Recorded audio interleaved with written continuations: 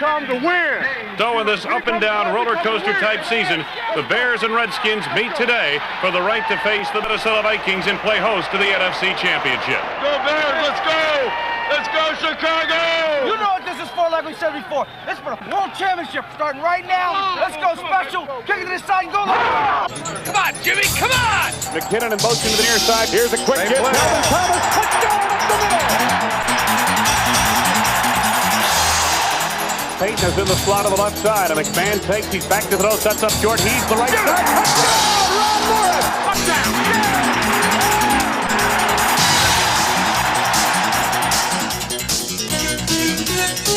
There was an eerie feeling of deja vu for the Chicago Bears. For the second year in a row, Washington was their playoff opponent. Once again, the freezing face of Soldier Field was the proving ground for a game of high stakes, sharp edges, and revenge.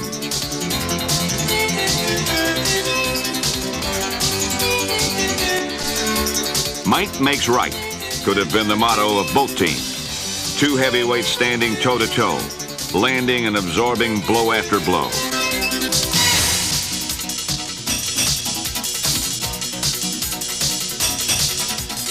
Chicago may have outmuscled and out-hit the Redskins, but once again, they could not outscore them. The Bears lost 21-17, but even as Washington hurdled their way to a world championship, Chicago was placing the chip back on its shoulder, intent that 1988 will be a year to bear down.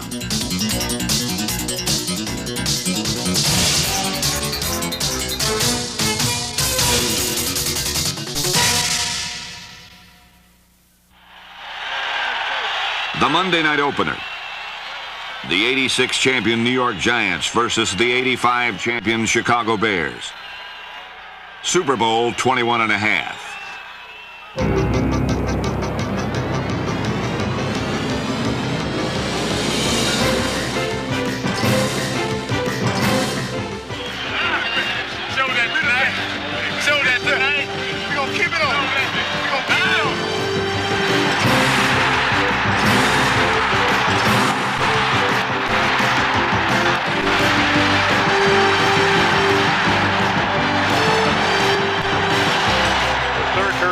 Tom Zach back to throw. Blitz is on. Tom Zach lost it over the middle. Going for Morris. And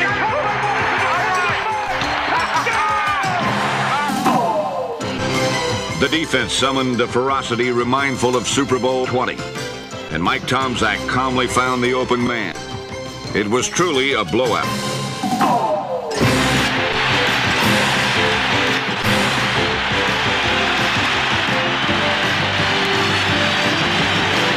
McKinnon inside the 10. Dennis makes a play on it at the 6. Cutting left to the 10. Good move. 25-30. Great teams rise to great occasions, and the Bears were breathtaking in their 34-19 victory. There would be no letdown against Tampa Bay just 6 days later.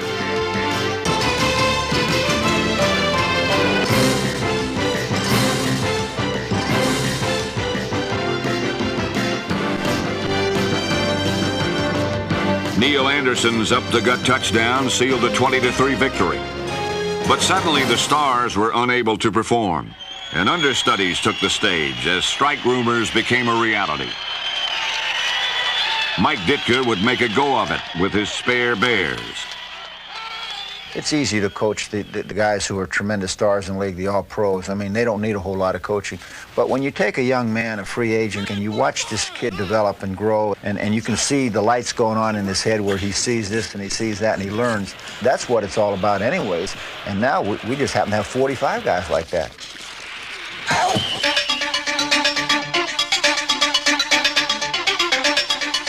To paraphrase Kipling, if you can keep your cool when others can't, you'll make it through. The Bears did just that.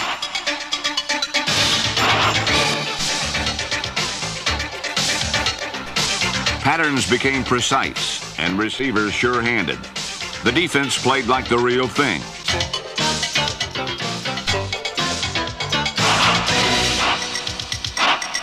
The Sean Paytons weren't the Walter Paytons, yet the replacement team won 2 of 3. The strike damaged the team's continuity, but Ditka and his staff redoubled their efforts. Some say Mike Ditka is a coach who retains the competitive fire of a player. When he did play, there was none more consumed with pride and winning.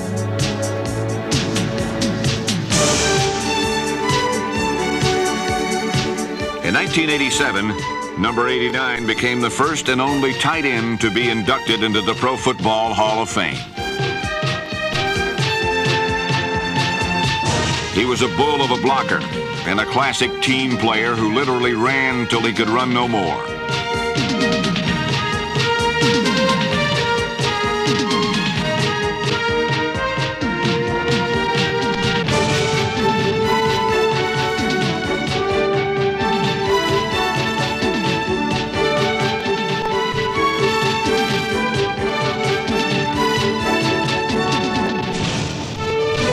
Iron Mike, a Bear through and through. But now he'd be back on the sidelines, for his spare Bears were gone, and the regulars were back.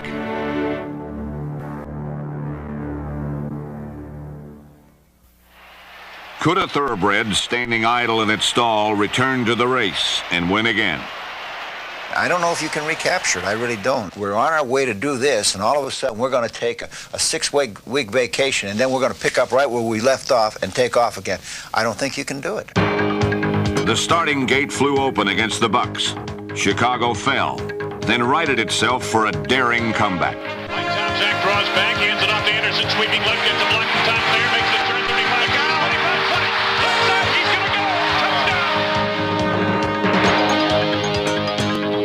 A high kick, McKinnon in his tracks to the 35, dancing to the 40, cutting right, 45, 50, right sideline, one man to beat, cutting left to the 40, 20, goodbye, it's over, Dennis McKinnon, touchdown! All right, no flag. Jim McMahon was back, and with 1:28 to play, made the play that had to be made. Bears go without a huddle. Second down for the 6. McMahon looks to throw. Dumps it over the middle. Anderson in the end zone. The Bears won by a single point. Their last-minute heroics would be repeated against Kansas City.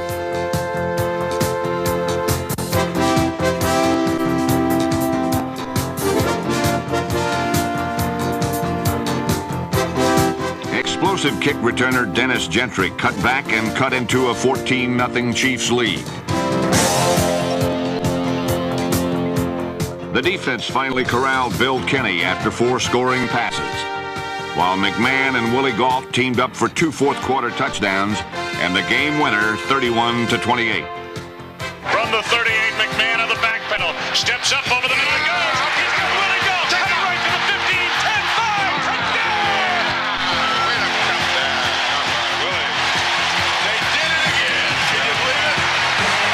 No score, first period of play. First possession for Chicago's offense. Back to throw McMahon. There's another. Neil Anderson scored on Chicago's first play in Green Bay, but with 56 seconds left, another miracle was required for the 3rd straight week. McMahon battled the Packers and the clock. With 4 seconds left, the wind swirled across the mud, and Kevin Butler's kick would have to travel 52 yards.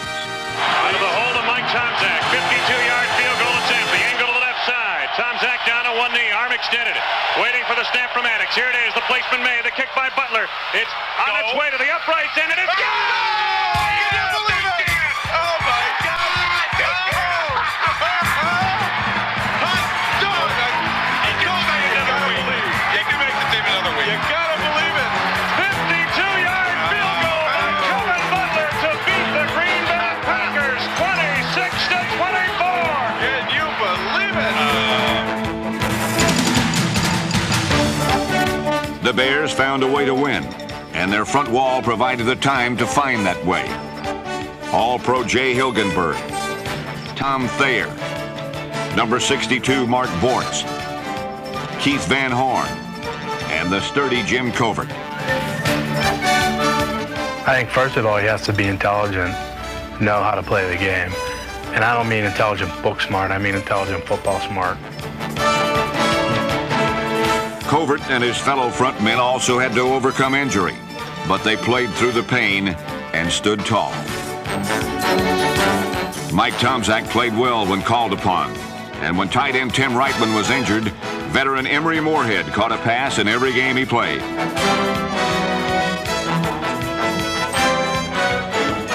Jim McMahon returned to find a new target in Cap Bozo, and a potential star in rookie Ron Morris, who averaged close to 20 yards per reception.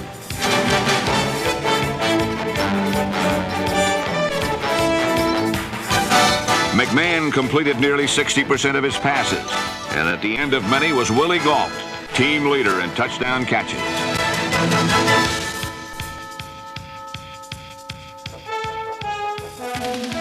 But the Bears' foundation is the running game. Matt Suhey, Thomas Sanders, Calvin Thomas, and Dennis Gentry all possess big play qualities. And last season, number 35, Neil Anderson, emerged as the team leader in rushing and receiving.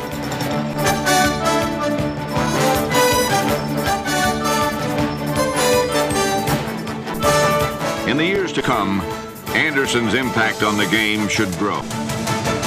But in the years gone by, no one amazed us with his grace, awed us with his talents, and inspired us with his spirit like the great Walter Payton. I look back at everything I've done in my life, I wouldn't change, because if I did, I probably wouldn't be the person I am now. I'm somewhat pleased with what I am. He's a great example to young people. I mean, if you want to get to the top and not be satisfied at reaching the top and try to stay up there for a long time, I think he's the greatest example you could look at. What makes Walter so special and so unique is his genuine, complete desire of being the very best possible.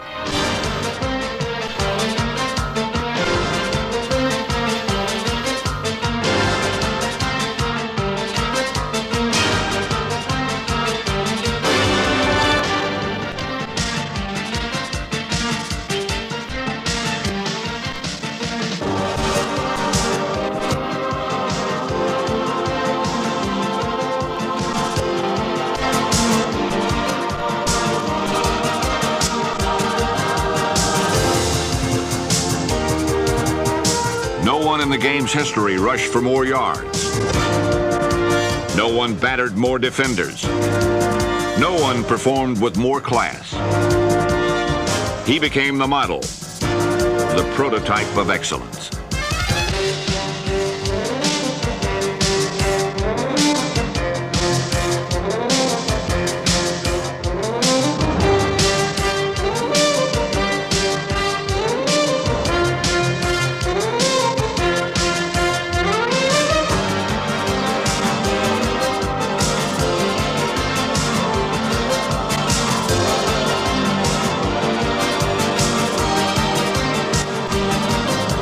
Sweetness. For 13 years, he marched upfield against defenses designed to stop only him. He missed just one game. Testimony of his unmatched durability.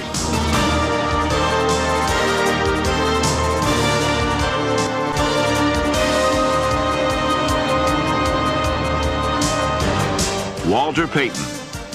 He leaves with the game's records and the hearts of the game's fans.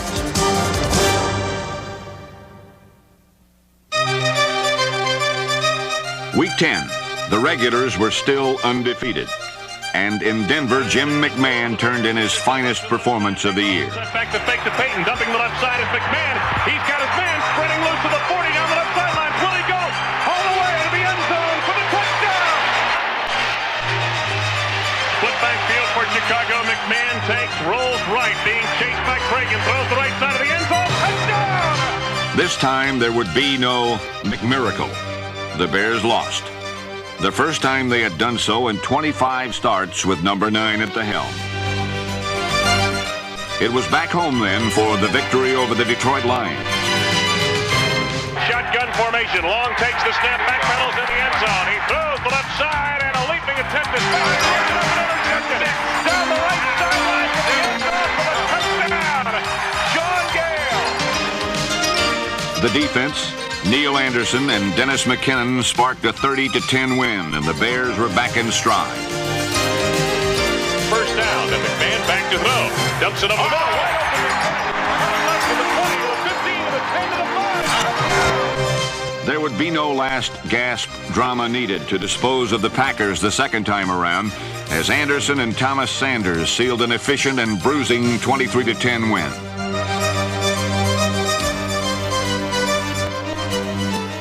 A victory in Minnesota would mean a perfect 7-0 division record and Chicago's 4th straight division title.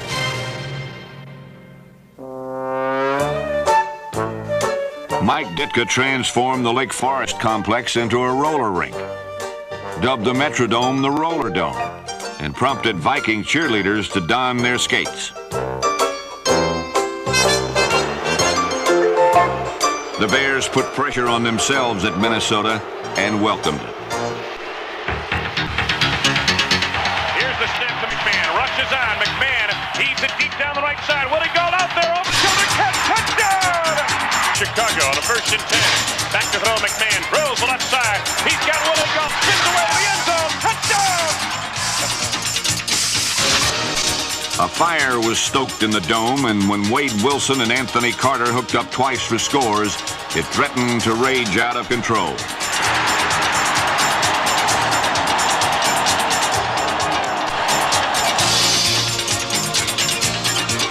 Mike Singletary and company quickly doused the blaze with a mighty goal line stand, leaving Mike Tomczak in relief of McMahon to face a 1-point deficit with 40 seconds remaining. Tomczak takes, he's back to throw again. Tomczak fires it over the middle. He's got Gentry, breaks the tackle, 30, 25, 20. He's to the 15. Touchdown! The Bears were division champions. But after the win at Minnesota, a 2-week slump gripped Chicago. San Francisco handed the Bears the first of a pair of losses, and the proud Bear defense was questioned.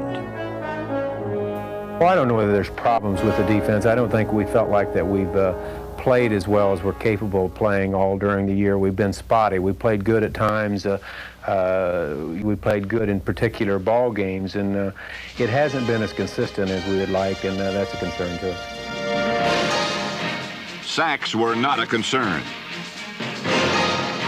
The Bears led the league with 70. Richard Dent's 13.5 were the second highest total in the NFL, while 5.5 in the last 4 games vaulted Steve McMichael into the Pro Bowl. In his 9th season, Dan Hampton played as recklessly as his first. Al Harris pursued opponents. William Perry engulfed them.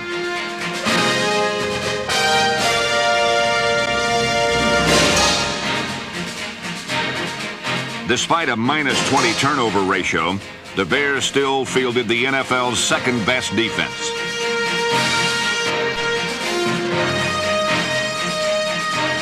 Otis Wilson outsacked all Bear linebackers, and Ron Rivera picked off a pair of passes. Captain Mike Singletary pounded his way to his 5th straight Pro Bowl, while All-Pro teammate Dave Durison led the defense in tackles and interceptions.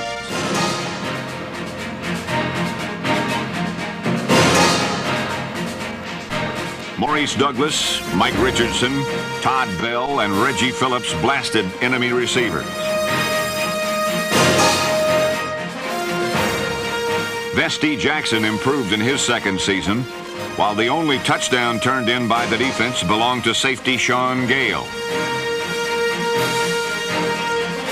Chicago's defensive backfield has always been staffed by hitters. There was no room for the timid. For 12 years, Gary Fensick was a receiver's nightmare.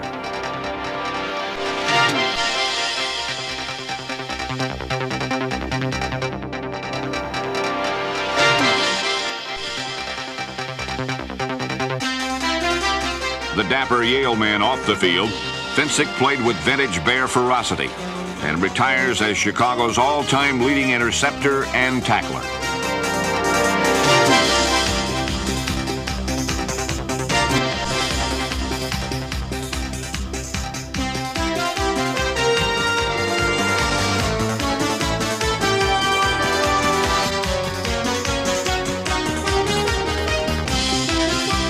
Larry Finsick was a genuine overachiever, and in the season's final week, he rejoined the starting defense to face the Raiders.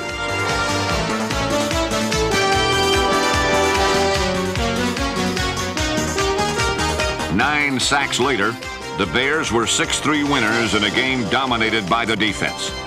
The playoffs and a hard lesson lay ahead.